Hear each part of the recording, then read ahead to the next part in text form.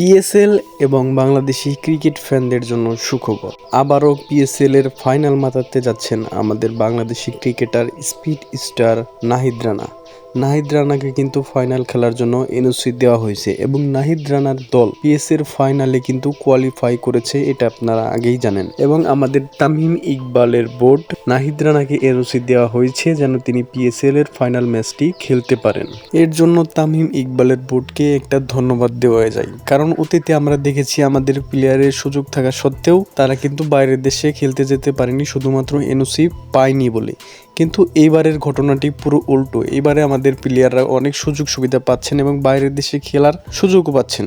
এর জন্য তামিম ইকবালকে আসলেই একটা ধন্যবাদ জানানোর প্রয়োজন। নাহিদ রানাকে ফাইনালের ম্যাচে দলে পেতে কিন্তু মরিয়া হয়ে গেছিল পেশোয়ার জালমি। যখন কোনো দেশের একজন প্লেয়ারকে দলে নেওয়ার জন্য এবং ফাইনাল ম্যাচ খেলার জন্য এইরকম তাকে পাওয়ার আশা করে, তাহলে সেটা হচ্ছে সেই দেশের সেই ক্রিকেটারের এবং ক্রিকেট ফ্যানদের জন্য কতটুকু গর্বের বিষয় আমরা কিন্তু সেটা অনুভব করতেছি। আশা করি আমাদের নাহিদ রানা এইটার প্রতিদান দিবেন এবং পেশোয়ার জালমিকে চ্যাম্পিয়ন করেই তারপরে দেশে আসবেন।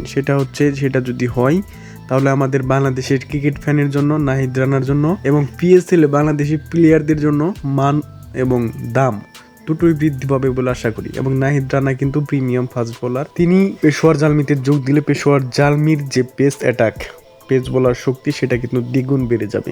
আমরা কিন্তু দেখছি পেশোয়ার জালমির একজন পেস বোলার বা নাহিদ রানার কতটুকু প্রয়োজন। তারা কিন্তু ব্যাটিংয়ে খুবই ভালো করছেন এবং বোলিংয়ে যদি নাহিদ রানা যুক্ত হন সেটা হবে অন্য দলের জন্য, যে কোনো দলের জন্য ত্রাস। আশা রাখবো পেশোয়ার জালমি এবার চ্যাম্পিয়ন হবে এবং নাহিদ রানা আমাদের পিএসএল এর বাংলাদেশের ক্রিকেটের খেলোয়াড় হিসেবে চ্যাম্পিয়ন হবেন।